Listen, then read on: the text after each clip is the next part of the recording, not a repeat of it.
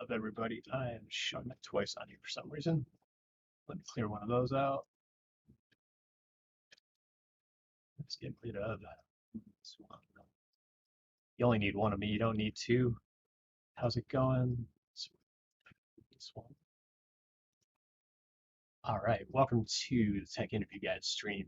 Had to make some last minute changes. I'm curious if my audio is coming through. Give me a thumbs up, chat or something. I can hear myself on that stream, so I guess I'm coming through. Cool. So a couple of ground rules as always. We're here to support each other. We're here to kind of help each other out. And tonight I've got a really fun guest for you tonight, and his name is Jesse. Let's go over to that screen so y'all can see Jesse. Welcome, Jesse Spevack. How's it going?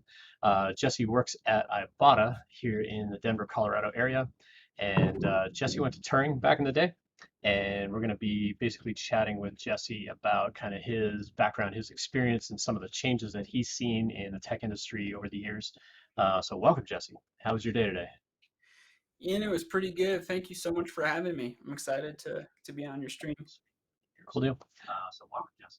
How's your day? All right. So just get started here. So give us just a tiny bit of background on you, Jesse. Like, what was your background before Turing? So Turing is like code school, 7-month program. What were you doing before Turing? Yeah, so before Turing, I was in a totally different career. I was an educator. So I worked in K-12 education for about 10 or 11 years. Yeah, 11 years actually. So most recently before Turing, I was an assistant principal at a middle school in Denver. Nice. That's great. And then what made you decide to get into tech? Like, why that change? That is a good question. I think my video just paused. Yep, Okay, you're there good. we go. That's a good question. So I'm originally from New York, and before Turing, I was living in New York, and I was doing K-12 education in New York. And my wife and I, we decided we wanted to move to Denver because we wanted to have kids, and we didn't think we could really make that work as two educators in New York City. So we moved. Um, we moved to Denver, and I took a job as an assistant principal at a middle school, and pretty quickly kind of realized that I wasn't going to be able to be the kind of dad that I wanted to be with the type of work I was doing. So being an assistant principal working with kids requires a lot of like emotional energy.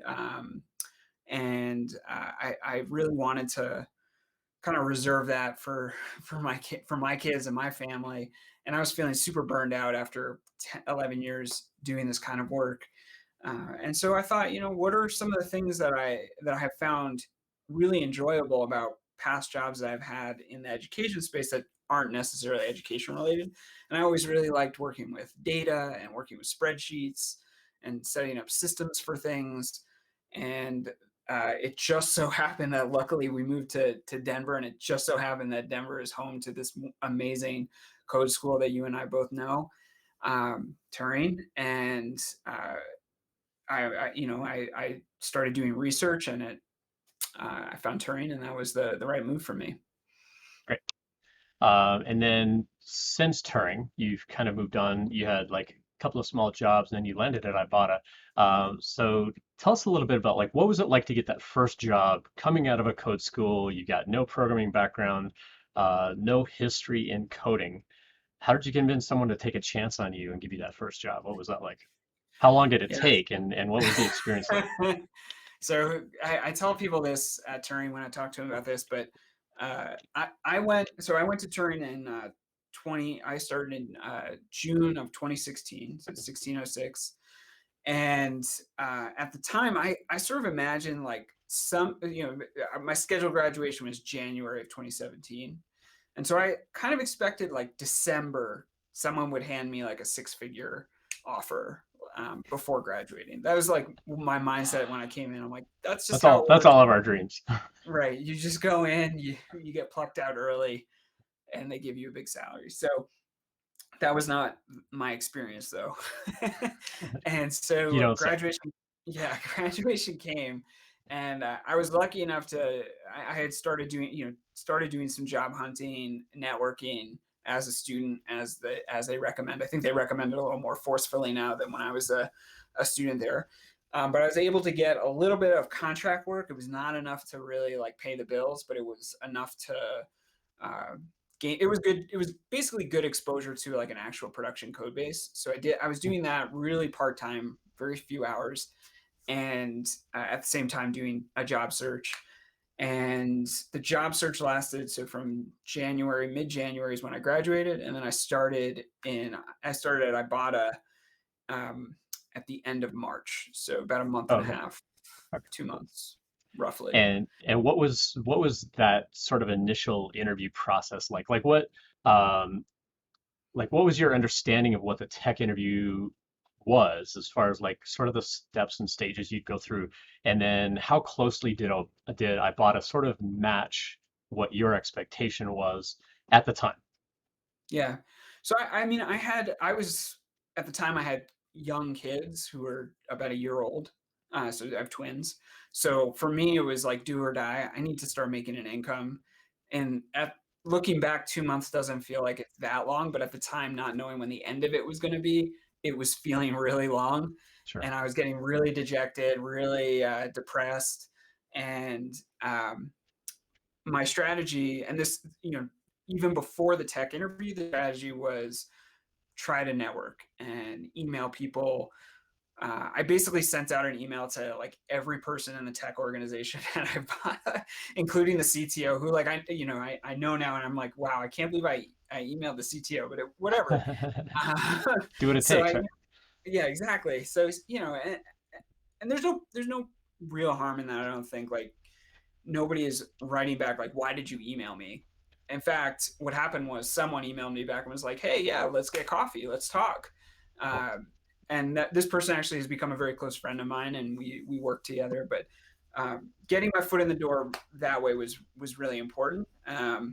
Then basically once I started talking to the our the HR person who I was connecting with, she's now like the director of tech recruiting at Ibotta, um, and also very close. um, she kind of walked me through what the tech interview was going to be like, and I was pretty, and this is kind of the advice that I would give, like I was pretty direct about asking questions about what the tech interview was going to be like. What give me any information you can give me, basically. And I framed it as like, if you were in my like, if you've got advice for me about how I can succeed in this interview, please like tell me. And oftentimes, the HR folks, like, they've got metrics that they want to hit. They need to hire a certain number of people, so they'll go to bat for you sometimes if you're nice to them. That's cool. It's interesting that they were able and willing to be a little more forthcoming. We don't typically see that in a lot of tech companies. They're like, oh, study like design patterns and do some leak code, or and they're usually really vague about it. So it's nice that Ibotta like was helping you understand at least some of that. And now you've been there for 4 years. And in 4 years, you've kind of progressed up through the ranks pretty quickly as the company's grown. And you've announced like some pretty great deals recently as well with very large brand name, household name kind of places, which is fantastic. We'll let everybody go read about that. What was that sort of progression in the company from when you got hired into the role that you're in now? Like, walk us through like a bit of that history of like how you sort of got promoted. Because right now you're a staff engineer, which is like a pretty great title for someone with 4 years experience. So tell us a little bit about how that came into play, and how your responsibility has changed over time in those roles. Yeah. Um, when I started, I really didn't know very much, and I started a great time at Ibotta, uh, and I started with about 3 or 4 other people at around the same time, and they really treated us right because they kind of grouped us as a cohort. So it was like the 3 or 4 of us were all working on the same project, the same code, same part of the code. We could bounce ideas off each other, and that was so important because none of us. I mean, some of the folks there. I was definitely the person with the least amount of experience in that group, but everybody felt like totally in the deep end at Ibotta.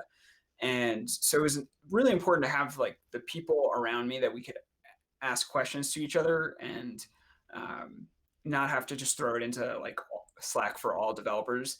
That said, like as a more senior um, developer at this point, I'm trying to like be very public with my questions to try to encourage everybody that hey, it's okay to ask questions and and that sort of thing. But my mindset when I first started was probably not the healthiest mindset because I thought like, okay, at any second they're going to realize I don't know what I'm doing and they're going to fire me.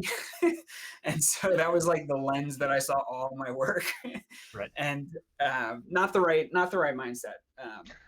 But so I started that way, very narrow scope, and that was great because I got more comfortable. I got to learn the business a little bit more, and within about 2 months of the very narrow focus that I was on, I started seeing opportunities for um, more feature work that I could take on, and just trying to like make myself as useful as possible. Another thing that I was doing, we had tech buddies at the time. A lot of companies do this to like pair a new person with a more senior person, and that senior person is there to like guide and mentor, technically mentor the person, the newer person. So the guy that I was buddied with, his name is Alex Furmanoff, super smart guy, got a ton of experience. And my view, the way that I viewed that relationship was okay, Alex has been doing this for 20 years.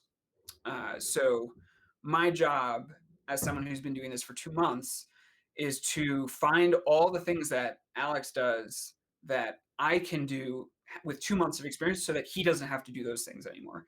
And then when I got to Nice. 3 months, I was like, okay, what are the things that at 3 months of experience I can do that he doesn't have to do anymore? I was just trying to take things off his Hmm. plate.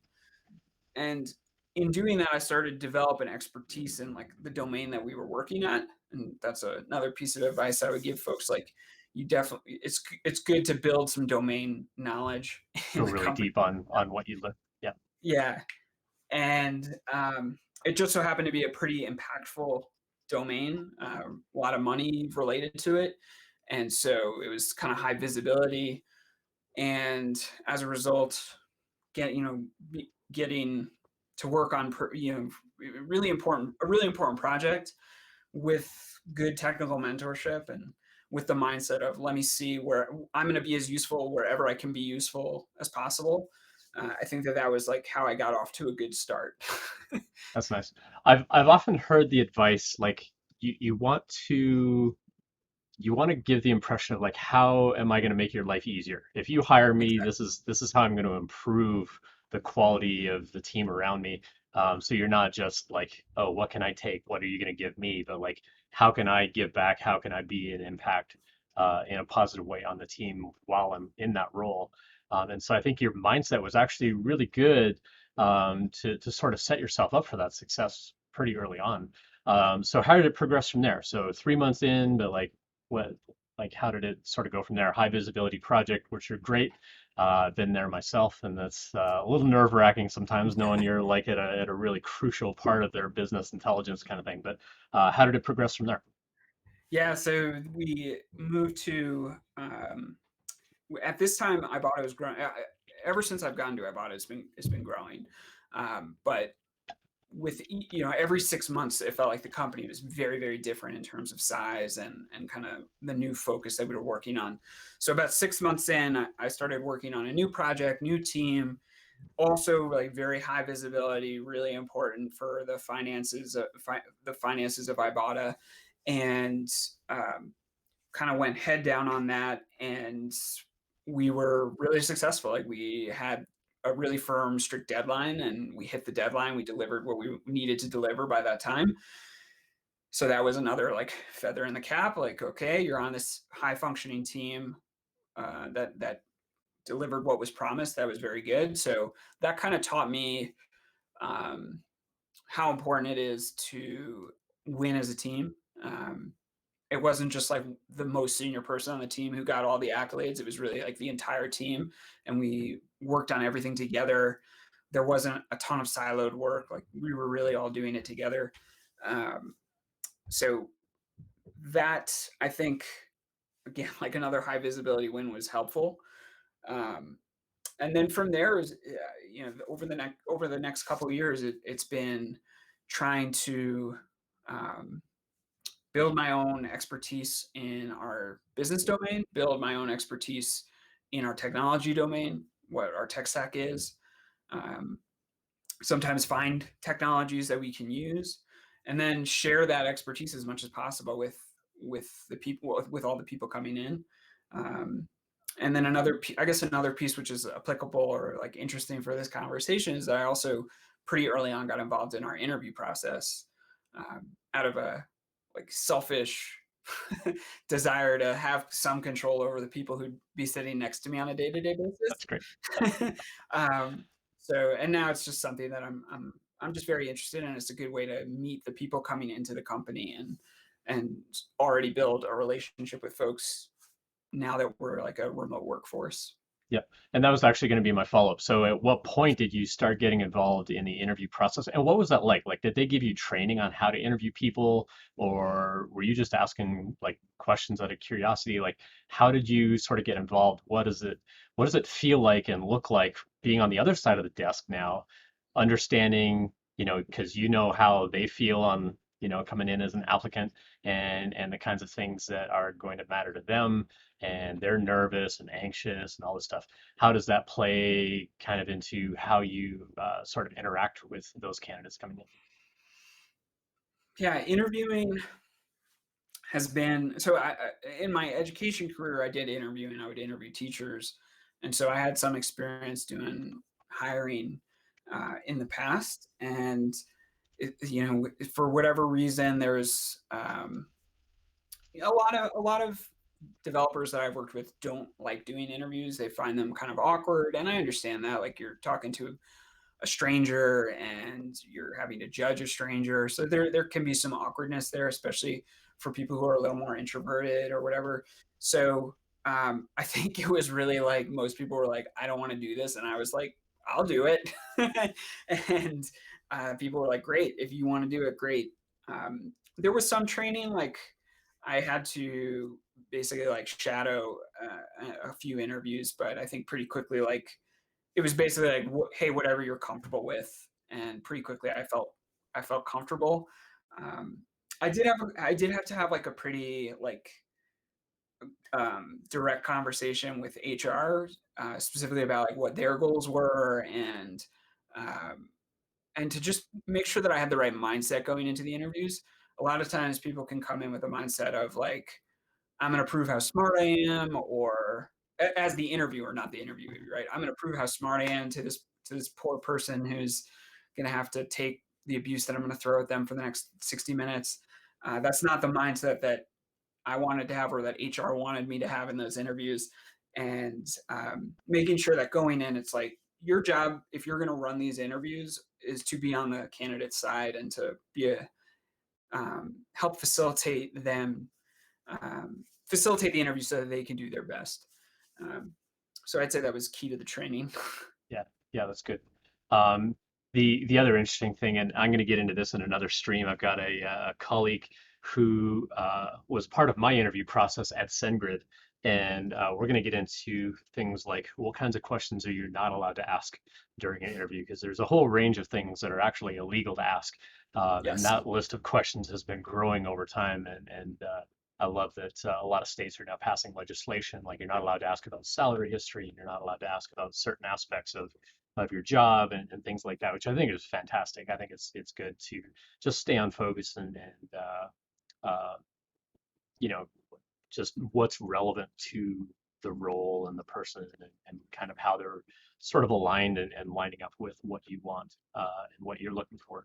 Um, so you mentioned you typically interview them for about an hour. What are some ways that someone can like really stand out? Like not necessarily recalling like, oh, this person stood out because they did such and such, but like what are some sort of key things that you look for, sort of your key signals of, yeah, this is someone that we definitely need to sort of move ahead with, or consequently, conversely, what are some signals where you're like, no, we definitely don't want to move ahead with this person? What are some things that sort of come to mind for that? Yeah, I'm trying to remember the name of the book, but um, it'll come to me. But I remember reading this book about how you want to find people who are humble, hungry, and smart.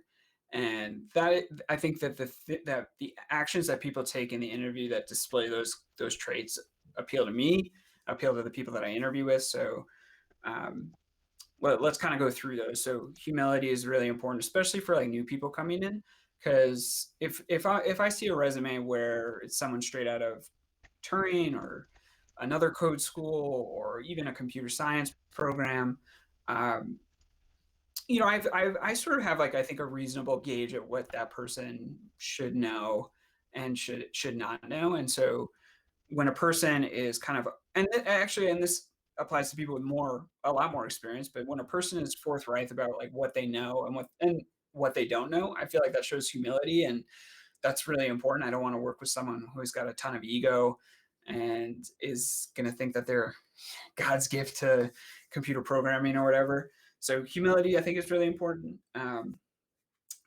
Being hungry and sort of what you were just saying, like being able to express like I'm going to bring value and here's how I'm going to bring value.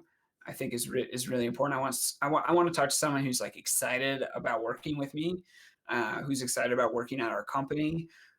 So if I don't necessarily care if they've like installed iBotta, like that's not going to rule you out if you haven't done that. But if if you don't have a reason beyond, well, if you don't have a good reason for why you're applying beyond, well, it came up in a search, or well, it's in downtown Denver, and that's kind of where I want. I just got a condo or whatever.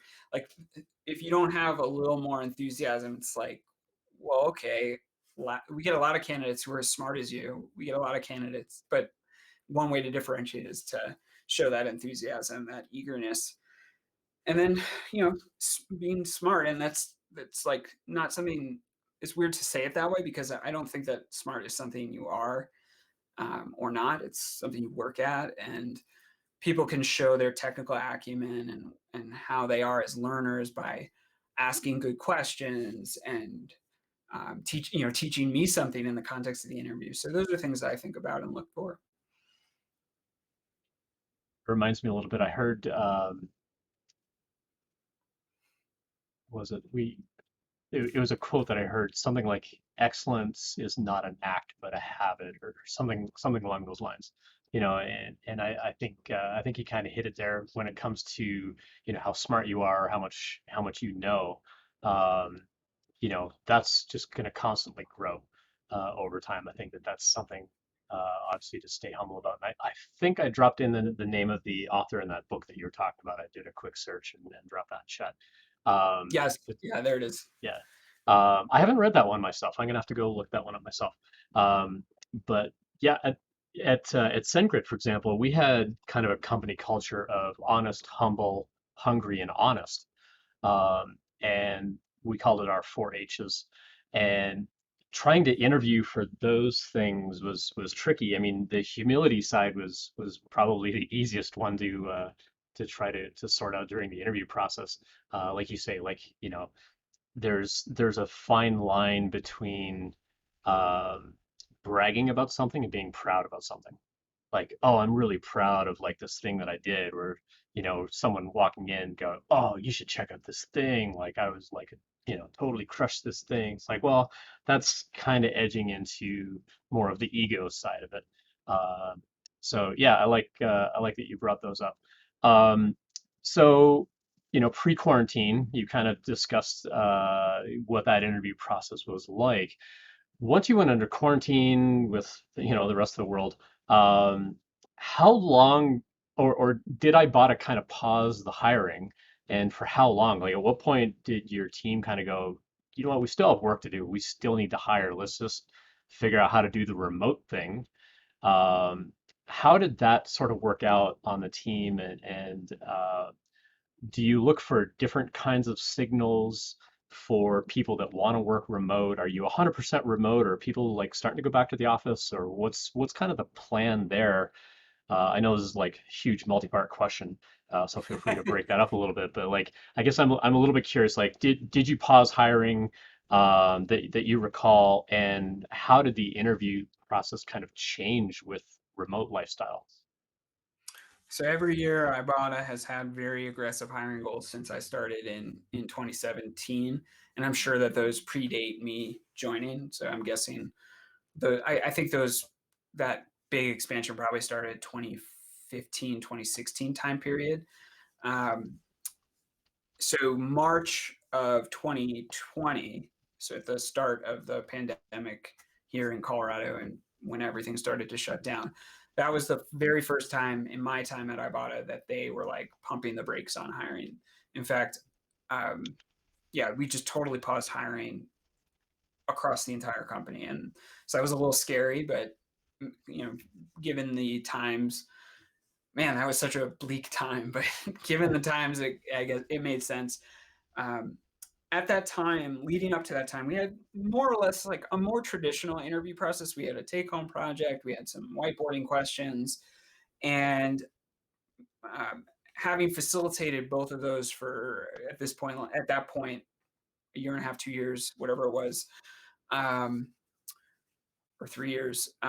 Basically, I had become a little dissatisfied with that process a little bit, mostly because I had seen people who I thought didn't do well in the interview, who I said no, we shouldn't hire this person, who we actually would go on to hire, and then it would turn out that they would be amazing coworkers and just like people that I can't imagine not working with.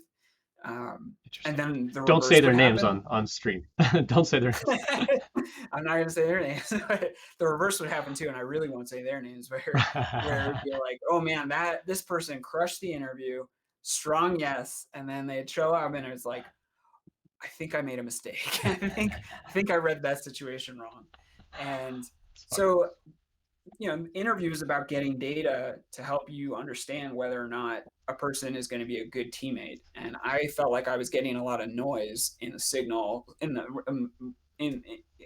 like spliced into the true signal of um, good data coming from our interview. So it made me question, if I'm having a tough time making these choices, and is it that my judgment is really bad?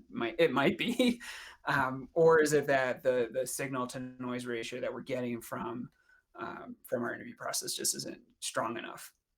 So we paused hiring. That was a good opportunity for me and a couple other folks at Ibotta to start advocating and saying, we want to change this process. HR had an appetite to change the process at that point. It's really hard. It's much harder to change something that's in flight. Like just like with software, it's really hard to make change. Right. It's easy to change a system that's not live.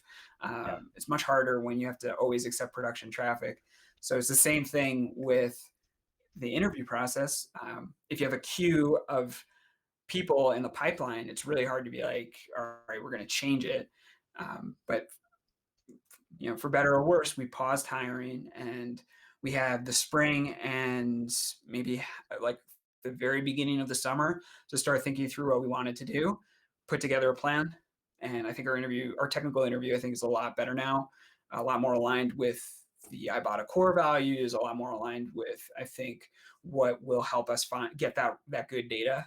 And I could talk more about that, but that was basically the time period. And we started hiring again maybe midsummer of 2020 of the pandemic. Okay. So going back to what the original process was, you mentioned there was like a take-home kind of thing.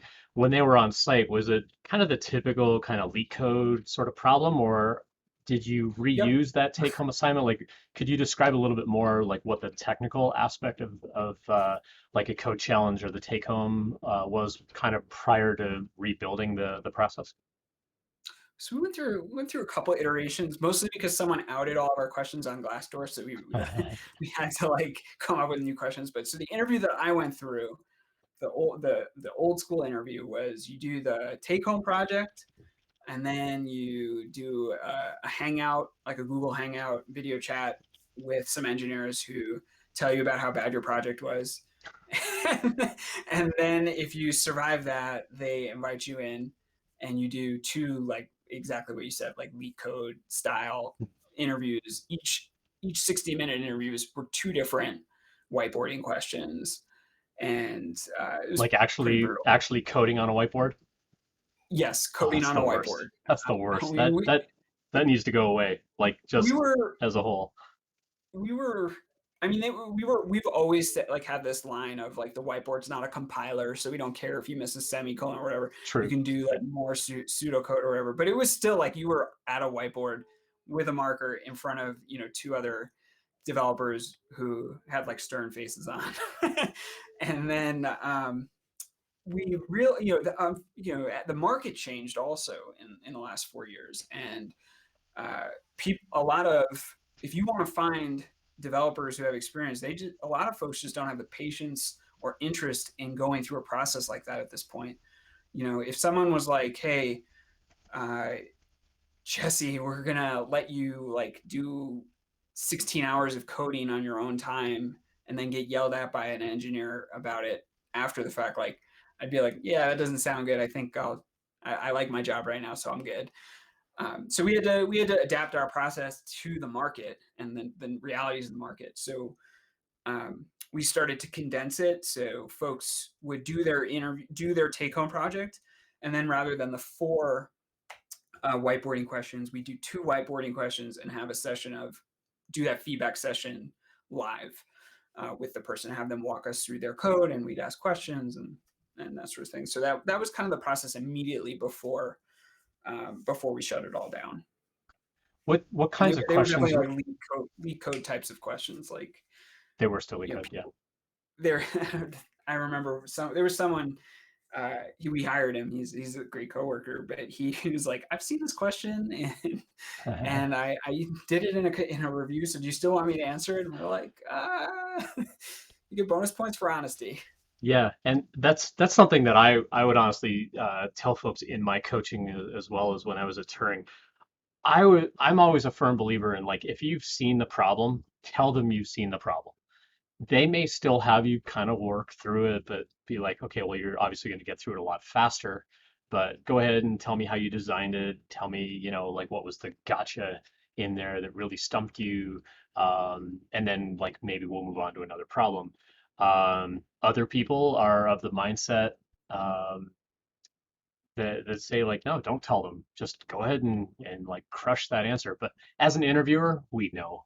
We know if you've seen it and you're like blitzing through, especially because a lot of these leak code things, there's like a little sort of gotcha in there where it's like, how do you think through the problem? Like, did you pick the right data structure or did you analyze the problem properly? And if you miss a certain aspect of it, you could still potentially answer the question, but it might not come out to be an optimal answer, things like that. And if you just blitz through it, then we pretty much have a signal there of you've probably seen it before. And now I'm curious why you didn't tell me. If that kind of thing is important to the company. Um, when they were kind of doing the question and answer about the take home project, what kinds of questions were they asking? Were they asking about the design and like the implementation, or like what kinds of things would they talk about there? That it was rough. So I think it was very. There weren't standard questions. There were certain areas of the project that were more interesting than other areas, and that people would exercise kind of more. There was more of like a wide range of solutions and Hmm. approaches, and so those were areas that would attract attention. Um, but I can tell you, like, uh, I went into that interview when I did that interview as the interviewee. I really went in underprepared in the sense that like I didn't have like talking points that I wanted to show off. I just kind of started talking through the code, and then they would start interrupting me and asking me questions that were oftentimes like pretty difficult, like and pretty judgy. Like, Okay. why didn't you optimize that query? And it's like, uh, I thought I did. I don't even know what you're talking about. And so just being, I guess like the thing there, um, was to take the feedback and to be calm, ask questions, and really try to implement. I would try to implement the feedback live, and that's always something I find impressive. Like when someone, you ask them a question and then they start immediately jumping into their, not immediately, but they feel comfortable enough to start doing some back and forth in the code with you. I always find that impressive. Yeah. One of my most memorable interview experiences, and I wrote about this on Quora, and it got like 1.5 million views or something, where I gave somebody a I'm take one of home. those dudes. Yeah, I gave someone a take home project, and they sent it back in and it looked great. And so I brought them on site, and it turns out their friend had written the project for them. And I wanted them to fix a bug and implement a feature, and they had no idea what to do. It's like, why would you do that? Like, because a lot of companies, honestly, like you do this take home thing and they throw it away and you never see it again.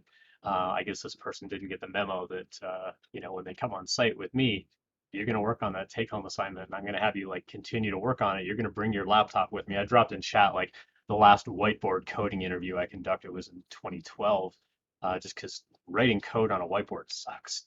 It's awful, And so I would tell people like bring your laptop, or we'll provide a laptop if you haven't got one. Like we want you to actually type and code.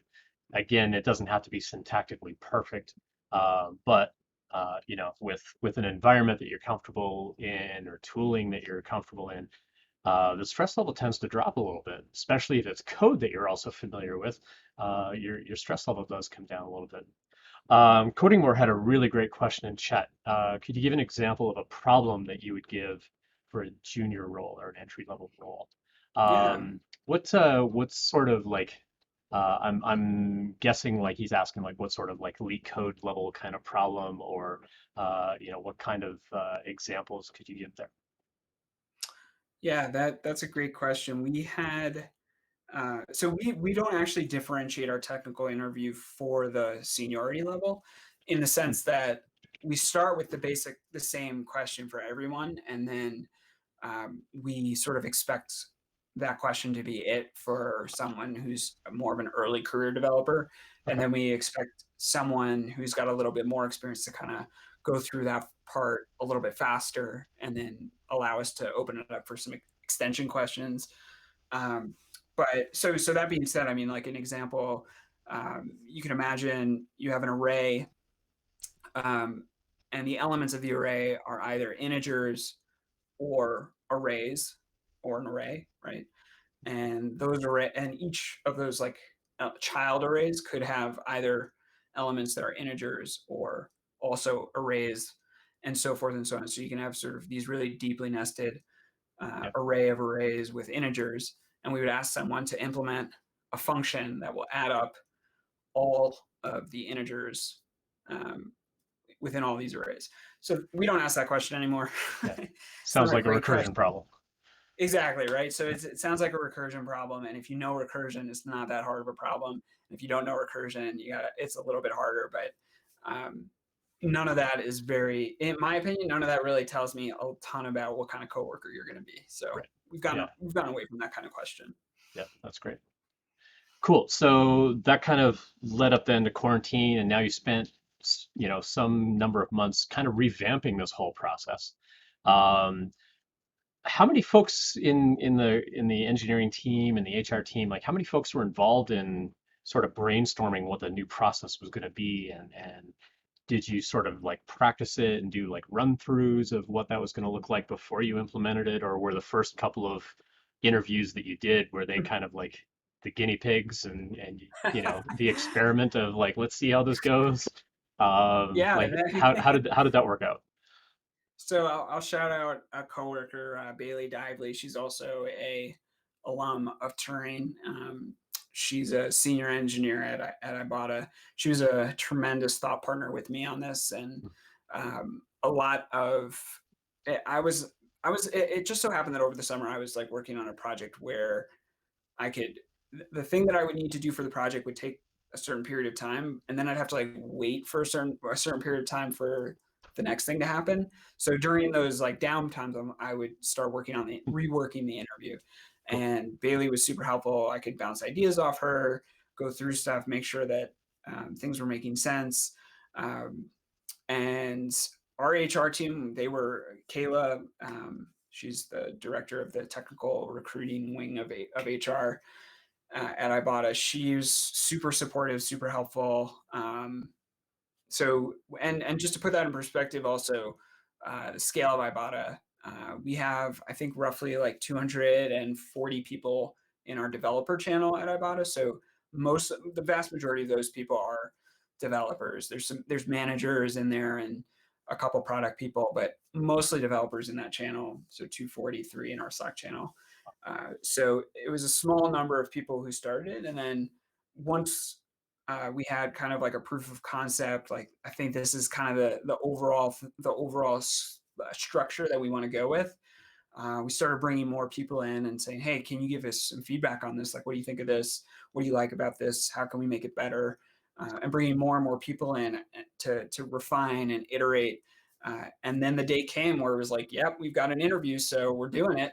and um, and we, there were some rough spots, but like overall, the process was pretty good. And I think the rough spots were more in like our understanding of where candidates would struggle and how we could help candidates, and how, like, what our expectations were for candidates at certain points. That all that needed to be refined, but the process was pretty much was pretty solid from the beginning. I mean, there are definitely tweaks that we've done to improve it, but I'd say the real iteration was on, like, yeah, candidates are going to struggle with this part, or say this so that candidates don't struggle on that part, or whatever. Yeah, Yeah.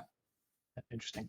How much sort of guidance and assistance or hints do you give to those like early career developers versus like more senior, seasoned kind of developers who you would hope have, been around the block and like seen some things, um, versus somebody who's really new? Like how much help do you give? Because those are also kind of signals in the interview as well. Like how much do you have to kind of help or coach or like get them over a hurdle so that you can still see them like get some kind of answer and so on. What sort of guidelines did you come up with as a team around like how do you give help or how do you track how much help you've given, so that like someone who's struggling in the interview, you're not just like, oh, this is a complete waste of our time. Like, if you can sometimes just get them over that hurdle, then they're like, okay, cool, and then they can like go finish, and perhaps finish well. They just have to like get over that little hump. How do you work that kind of thing out as a team? Yeah, the mindset of the interviewer has to be like, how can I help this person succeed? How can I make it so that this person is gonna do their best? Because it's a waste of time for everyone if it's bad if the person doesn't get the job, right? It means that people have basically wasted their time. Like, you've wasted your hour or two of your workday. They've wasted their time. That's not great. So you want the person to do well. I think that so that's like the first piece. The second piece is like, um, we'll try to let the candidate kind of lead with what they need. So we try to make the space and say, hey, if this interview is simulating your first day at Ibotta, so treat us like we're on your team, on day one, and ask us the questions that you would ask us as teammates on day one. And that's a pretty good piece of data to understand, like, what types of questions people ask versus what assumptions they make versus what they're going to look up on their own. That's good data. Um, and then let's see. I think the other thing that I would um, add to that is, like, when you see someone struggle in an interview, uh, sometimes that's also good data to see what tools they have to get themselves unstuck.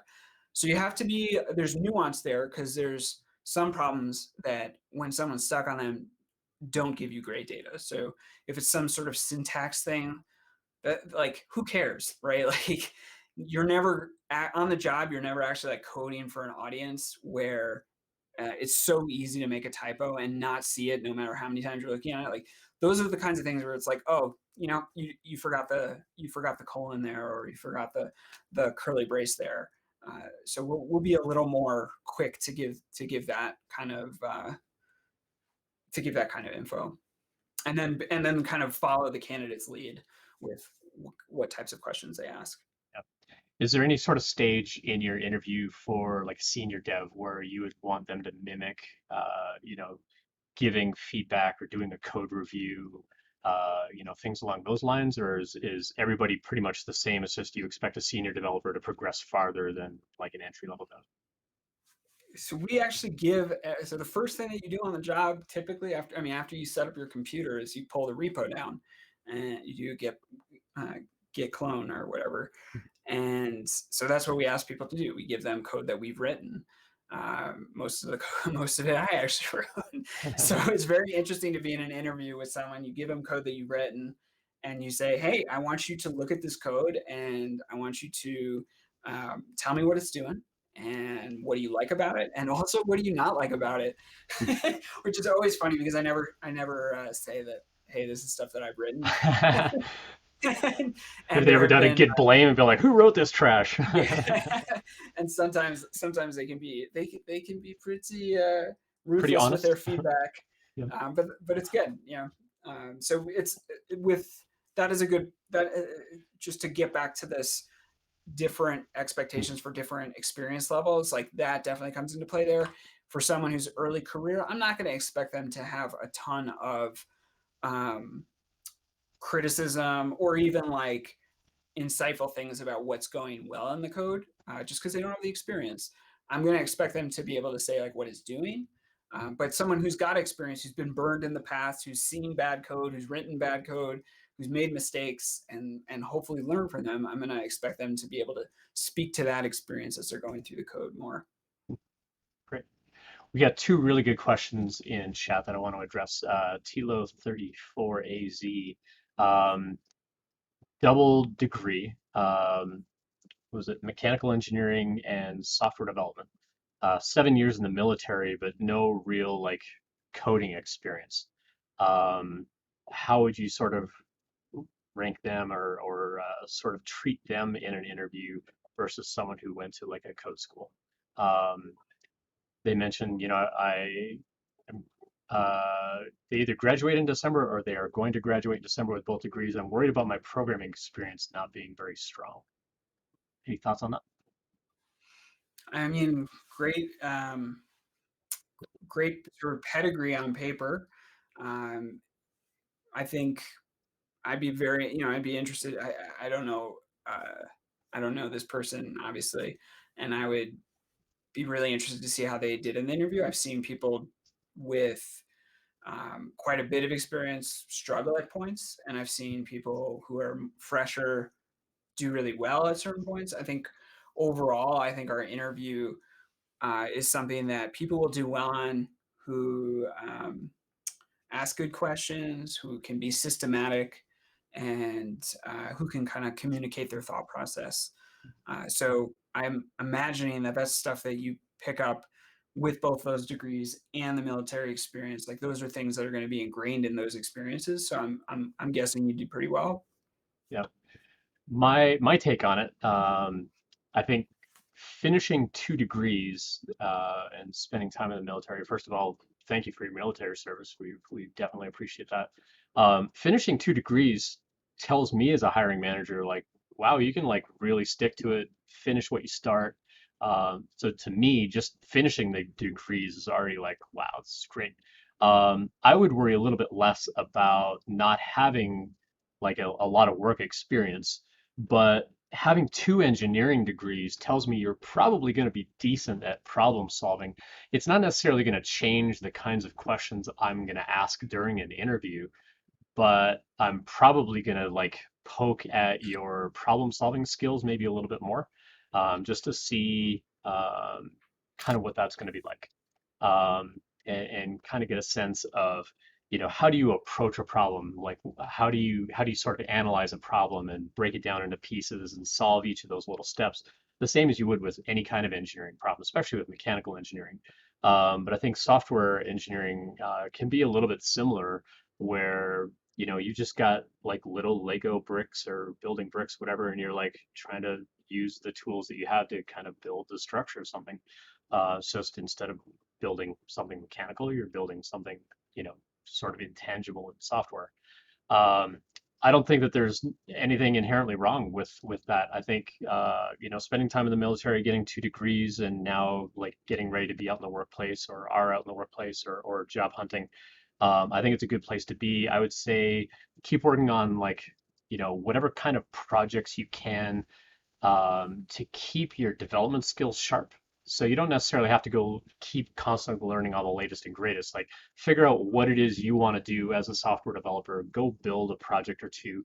Um, in my experience with like 4-year degrees versus like a code school or a program like Turing is the code schools and the code programs, they tend to be more project-based learning, where the degrees tend to be more theory-based learning and maybe not as much project kind of work. And so you don't typically have like a good project portfolio to really show off the kind of things that you're capable of building. And so I would say like find some project ideas and just go start implementing it. Go figure out how to build something.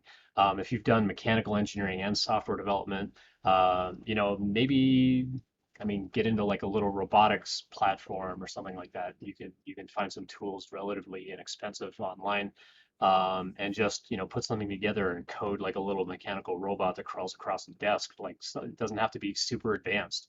You're not like you don't have to go build like R2D2 or C3PO or anything like that. But it's like just something that'll just kind of jitter across a desk. Like find some way of showing off what you really want to be doing in your career. One thing that I coach a lot is, the tech industry is really like a choose your own adventure kind of book. If you remember those from when you were a little kid, it's like you kind of flip through and it's like, if you want to do this, go to page 16. If you want to do this other thing, go to page 70. And, you kind of flip through the book and then you kind of decide the path you want to take. And I think the tech industry can be a lot like that. And so find out what it is you want to do and start building a little bit of project work, start researching some companies. This past Sunday's stream was all about company research. So you can go check that out on YouTube, um, where I kind of give some ideas on how to do some company research, find out what's important to them, but also what kind of work they do, and try to find companies that are involved in those things that you want to be doing and then go chase them down. Say like get to know people there and say, hey, this is this little side project that I have going on. Could I get some feedback from you? Like, as you get to know them a little bit, just say like, hey, I'm working on this project. Would you mind like giving me a code review? Let me know what you think of my code, and just build up that rapport with people and get to know them a little bit. And if they have a job opening, they'd be like, hey, remember that guy or whoever that we've been talking to? I don't want to make assumptions on gender here, but like, remember Tilo? They've been working on this robotics platform thing or whatever the project is. Let's give them a call. Let's see if we can get them interested in coming in for an interview. You never know. Like it could happen. So some things to think about there. Um, but yeah, I don't think many companies will change their interview process based on background. I think as a hiring manager, it would be more like, what are my expectations for you coming into the interview? Like, I'm probably going to have sort of a bit of a preset bias on what I think you know and what I think you're going to be capable of. And if you could beat that expectation, that's going to blow me away, and I'm going to definitely keep moving forward in the interview process with you. Um, but yeah, I don't think necessarily that you would have to worry about people like giving you harder questions or things like that. I don't know that that would really come into play there. Hopefully that'll give you some ideas. Second question from Cold Brew. What do you think is the most effective way to follow up an interview? Is there anything you look for besides a thank you email? I think the thank you email is definitely an important thing. I would say like bring a notebook. I'm a big fan of like just bringing a little moleskin notebook, and like write down the name, email address of everybody that you interview with and say, hey, do you mind if I like just send a little follow-up email? Because if you get stumped on a question, write that question down and be like, I want to follow up with you on that thing, and like write down their contact info and then actually follow up with them. Probably 24, 48 hours, be like, hey, I looked into this thing. Here's what I missed. Or wow, I had no idea this whole other realm was like going to open up, and now I'm like super curious about that thing. I'm going to go dive deep. Um, those would be good signals. Jesse, what do you look for as far as looking for like follow up from a candidate? I'm curious, what percent of candidates send you thank you notes in your experience? Very few, Yeah. honestly. I think the one I think one that stood out to me was more during the interview than after the interview. Because when, at every point, every interviewer is going to get to a stage where they say, like, hey, do you have any questions for me? And I was at SendGrid at the time, and I'd been there, 3.5+ years. And I'm like, do you have any questions for me? And the person hit me with, like, to this day, the best question I've ever been asked as an interviewer. They said, What was "Yeah, it? I was looking at your history on LinkedIn, and you typically stay at a job like a year, year and a half at all these startups that you've been at, but you've been here at SendGrid for a really long time. What keeps you here?" I'm like, "Oh, dang, this person's like stalking me online, and they know my whole job history." And so it was like kind of on the border of like cool and creepy. Um, but it was a really thoughtful question because they found out from HR who was interviewing them, and they did their homework on me before even coming to the interview. And so they had specific questions for me and not just like, tell me about a day as an engineer at the company. Like it was specific to me and my circumstance. And that just it like to this day, this is like a decade later, still sticks with me of like probably the best question I've ever been asked during an interview. As far as like follow-up notes, I mean, I've run the gamut from not hearing anything back from them, to having an email like minutes after the interview. It's like they're literally walking down to their car, like typing it on their phone, like thanks for the interview, kind of thing. But typically, I would say like give it 24 hours, think on it, kind of noodle, reflect back on how the process went, things that you learned during the interview, things about the company that you didn't know before. Spend some time, go back, research that kind of stuff, and then write a really thoughtful kind of message back to them and say, "Hey, I really appreciate your time. I know that there's lots of things going on in the world, and I appreciate that you were able to like carve out a chunk of time to spend interviewing me." I think it just goes a long way to kind of build and maintain that rapport. Even if you don't get that job, they're like, "Wow, that was really nice of them to send a note like that." I've had handwritten cards, but usually it's just an email. But the handwritten cards are always like, huh, like you see this stack of envelopes come in the mail, and it's like, oh, this is for, all the different people on the team that interviewed them, and we all kind of open them going, aw. It's kind of a nice touch. Handwritten notes are kind of a thing of the past, but it's been a while since I've had a handwritten note because of an interview. But generally, it's just an email. I would say give it 24 hours and like send a little message to them. Yeah, that's interesting. So I have a couple of thoughts on that. So um, the first thing is, so to piggyback off of your notebook idea. So now that a lot of interviews are over Zoom, especially if you have maybe a second monitor, you could have the Zoom call on one monitor, half your screen, and then you have LinkedIn up on the other half. Mm. And a lot of times the calendar invite won't actually have the person that you're if you know who the person is before, definitely do the research. Yeah, But even if not, you can get their name. You get their name when they come into Zoom, and then you can open it up on LinkedIn. And I find that to be super helpful because it de-stresses me, right? Like if I'm in an interview and I look at the person's history, it's like, oh, this is a human. They have a right, history. These were the jobs that they had. I know that company. Okay. Very rarely, I don't think that there's ever been a case where like opening up someone's LinkedIn history has made me more nervous, right? No matter what their pedigree is or whatever. So I think that that's a good tip to piggyback off of your yeah, notebook point. Now, I think I disagree with you a little bit about the timing of the email, and I think okay, it depends on. Uh, it's probably based on where the two of us sit in companies. I'm sure. assuming that I view my like when I do interviews, I don't make the call. I advise, Hmm. Sure. I give a recommendation, but it's at the end of the day, I get overruled plenty of times. Yeah. I'm guessing that in your experience, more you've probably had the experience more than I have of making the call. Yes, this is the person.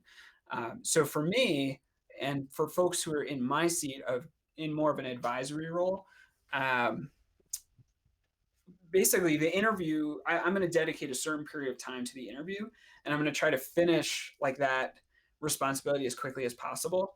So I'm filling out the scorecard uh, when the person is asking me questions in the interview, and if I'm basically done with the scorecard like no more than 15-20 minutes after the interview. Mhm. So there's kind of like a very short window in there where I can get I'll see an email come through, and I share your experience of it is very rare to get a thank you note. So even if it is just, hey, thanks for your time, that is more than, I don't know. I want to say like 90% of people don't send a thank you note, maybe 95%. Like it's very rare in my experience to get a thank you note.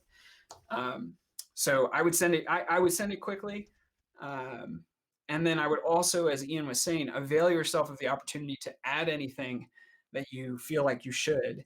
That will never hurt you. I've had people say, "Hey, I realized like I really messed up that question. Here's how I would do it." All right, Yep. it's I've like, I've okay, seen that cool. I've seen that message way more than just thanks for your time. Yeah, and Yeah, that's fine. That's great. It shows you're sure. hungry, you're interested, you've got high expectations for yourself. Great. That's not going to hurt you. Um, yeah. Yep. There's a quote that I heard probably a couple of months ago, and I just looked it up real quick. It's from Cicero. It says gratitude is not only the greatest of the virtues, but the parent of all the others. I think Hmm. just showing gratitude, I think is just an important thing, especially in our tech industry where, especially when you're remote. I think it shows a good opportunity of like, this is what I'm going to be like as a coworker. Like, I'm going to say thank you. You help me, I'm going to thank you. I think that kind of stuff shows really clearly. I think overall, like the main themes of the interview, like as an interviewer, I'm looking for the limits of your knowledge. Like I'm trying to figure out and ascertain like what do you know, what don't you know, and the things that you know, how well do you know them? And then also like what are you going to be like on the team? Are you going to make my life easier? Are you going to make my life harder? These are the kinds of signals that, folks like Jesse and I are trying to pick up during the interview as we're filling out these scorecards.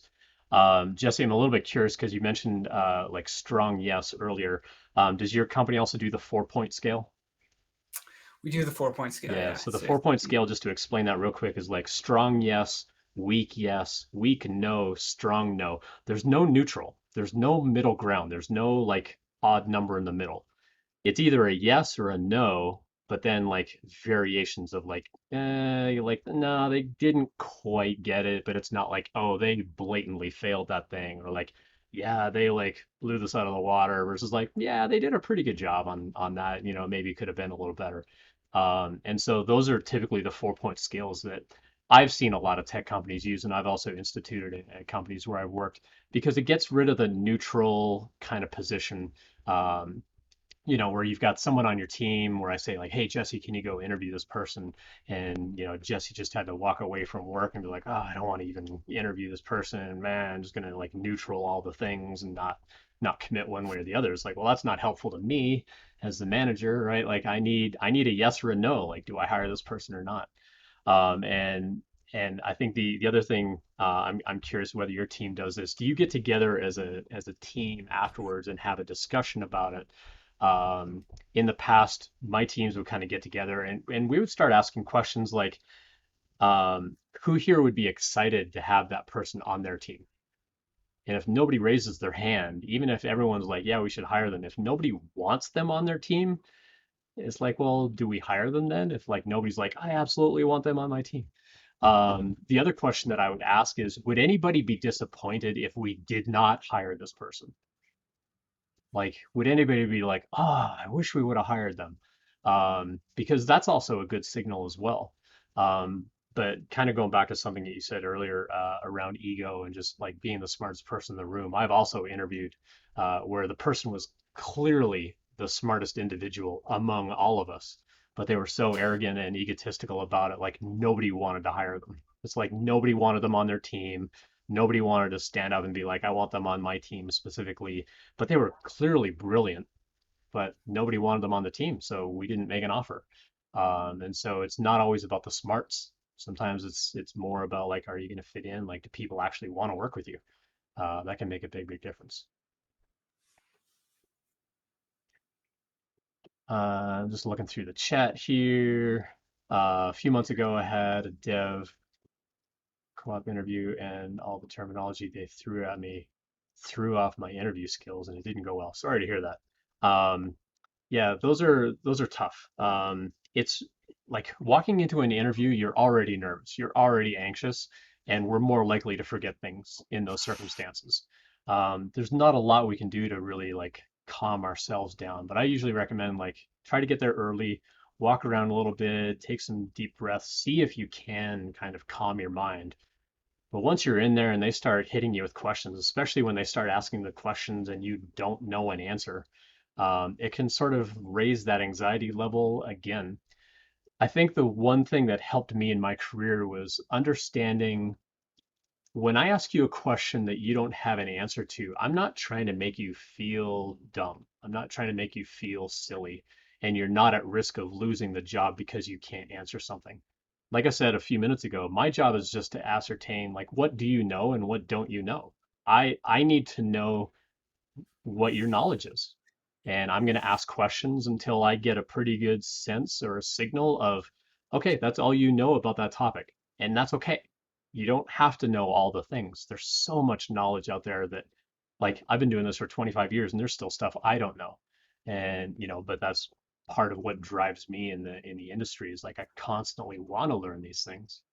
Um, but as an interviewer, I understand too, like everybody I interview, they're not going to know all the things either, but I need to look at what you do know and then figure out is that going to fit in okay on my team? Like for the things that you don't know, do I have someone that can kind of come alongside you and like help boost up your knowledge in that area? Or do we have some training material or onboarding material that's going to like help you out in that way? And so I would say like it's not my place to say don't worry about it because I can't tell someone how to feel or I shouldn't tell someone how to feel, but I would say it's okay to feel nervous, to feel anxious, to forget things. Um, but I would say it's not going to disqualify you necessarily from a job to not know something. I think a good interviewer is going to kind of do what they can to help sort of keep you calm or to lower that anxiety level. Jesse, what would you say are like some of your favorite sort of things that you would do, like if you see someone kind of like panicky in an interview to kind of like lower the tension a little bit? What kinds of things do you and your team do? Yeah, I try to. It's so hard, and interviews are, like I said, they're kind of fundamentally awkward in a lot of ways, and and getting rejected sucks. It can be a real ego shot, you know.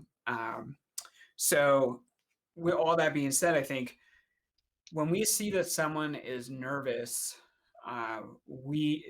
it's almost like the interview has already like gone off the rails at that point. Like we want to do the prevention piece and sort of set the stage from the get go as like this is a very casual interview. You shouldn't be nervous for this. We're not going to ask you things that are going to make you look stupid or anything like that. And so I guess that's our approach. We want to like set that groundwork. Now, where that kind of sometimes falls off the rails is once you show someone. Like I said, we show people our code, and usually people are fairly okay with that, like in the sense that it doesn't rock them, it doesn't like scare them as much as here's a question that you now have to answer specifically. And so that's where it can start kind of going off the rails. And so we try to really like be very explicit, like, hey, this isn't for, and this is for iBotta, which I think has a good approach here that other companies don't necessarily all share, but we'll say, hey, this isn't a speed run. We don't care if you actually finish this or not. That we really care more about, and we try to lay out, this is what we care about. We want you to be systematic. We want you to ask good questions. We want you to ask good questions. We want to hear about the edge cases that you think about. Those are the things that we care about. We're even going to basically give you the algorithm that you need to write, and you just write it. So I know that's not universal. Like for a lot of places, they care very much that you finish, um, and so I think that that's how we try to lower the pressure there.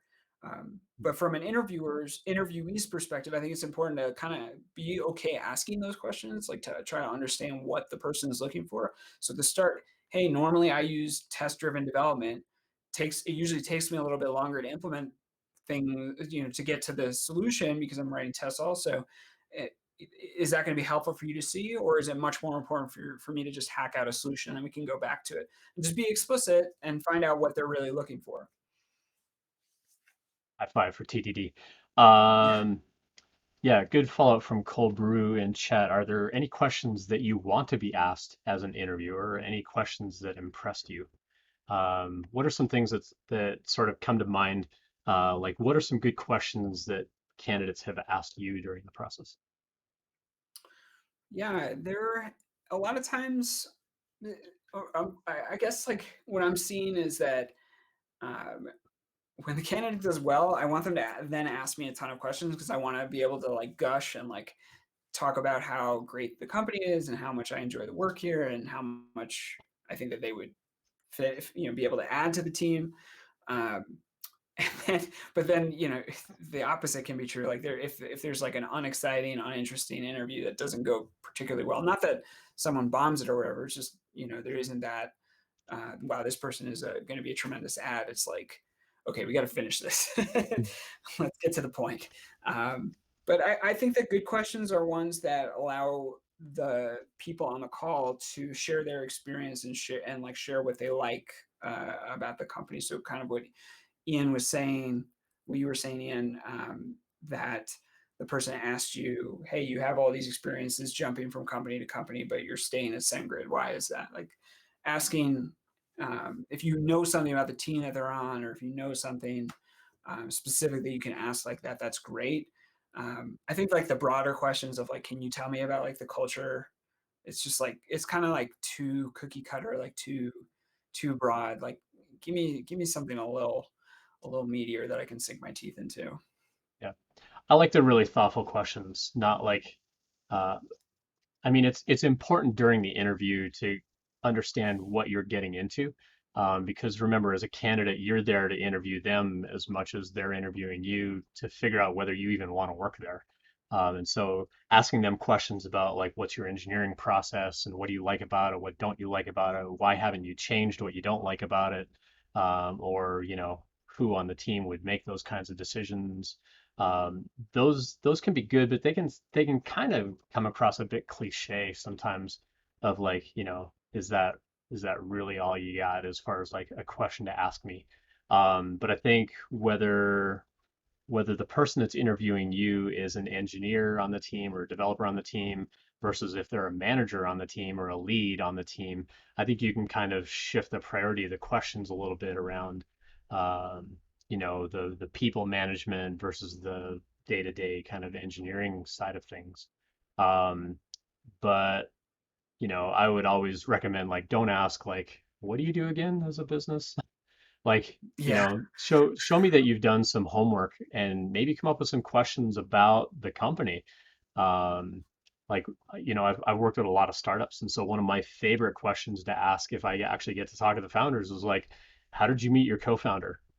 Like, how did you all connect and come up with the idea and decide like this is something that we're going to do? Or did you start on something else and pivot and now this is the thing? Like, I like getting them to talk about that history. Usually see them like, oh, let me tell you all about that, and they get like really excited and animated because not a lot of people ask them about that kind of history. But it really depends on who you're talking to and sort of what level they are within the company. But I think the more kind of thought that you can put into those questions ahead of time, the better. Sometimes, you'll get a little bit of cool inspiration and it'll kind of come up during the conversation. But more often than not, I find I have to research like, okay, what kind of question do I want to ask if they're a developer on the team? What kind of question do I want to ask if they're a manager, or director, VP, what kind of question do I want to ask if they bring in somebody from outside of the engineering team? I've done lots of culture style interviews where they're like, all right, well, we're going to have like our head of sales and our head of marketing come in and just sit and chat with you for a little while. It's like, oh, okay, well, they're not going to be technical, so I have to be careful to sort of use everyday language, and not just like talk techno babble at them the whole time. Um, but I think being able to just hold down conversation is key as well. And for folks like that, I would ask, well, how do you actually interact with the engineering team? What does that look like? And you can kind of cater those questions a little bit. Um, yeah, hopefully that'll get that through there. Another follow-up is fully remote work realistic for an entry-level position? I would say yes. I think especially in today's day and age, a lot of companies are kind of opening back up, and I think a lot of companies hope that people would come back to the office. But I think more and more they're realizing that's less likely going to be the case. Doesn't mean it's not ever going to be the case, but I think that over the last year and a bit now, I think a lot of companies are like, yeah, we can make this work.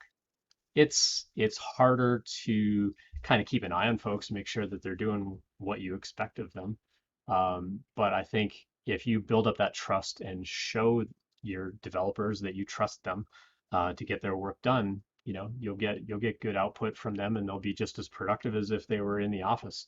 Where they're not necessarily just writing code for 8 or 9 hours straight. I mean, they're going to be in meetings, and they're going to be chatting with their coworkers, and they're going to be walking around and taking a break and going out for lunch and whatever. The same as if you're working at home. It's just when I work at home, it's like, all right, well, I'm gonna like go outside and check the mailbox, and when I come back in, I'm gonna put a load of laundry in the washing machine, and like, I'm gonna go make a healthy lunch, and then like maybe go play fetch in the backyard with the dog for a little while, and then I'll come back and I'll work a little bit more. So, I'm still getting the same amount of work done at home that I would at the office. It's just I don't have the commute to stress me out anymore. So yeah, I think it is realistic to find a fully remote job, even at an entry level position. It can be harder though. I won't pull any punches on that one. I think it's a little bit harder to find any job at an entry level position, not just remote work. I think finding that first job coming out of school, coming out as a graduate, is going to be much harder than if you've got like a year or two experience.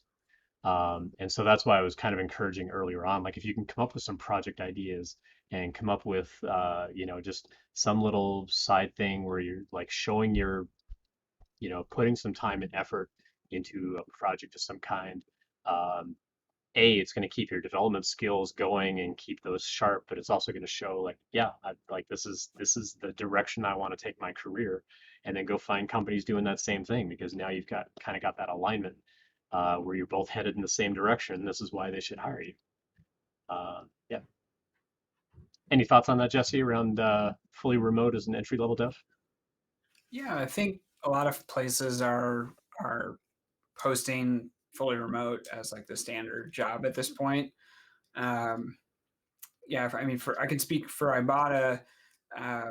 iBotta's given developers, software developers, the opportunity to either work entirely remote, work entirely in person, or have some sort of hybrid situation where you come in a couple times a week or something.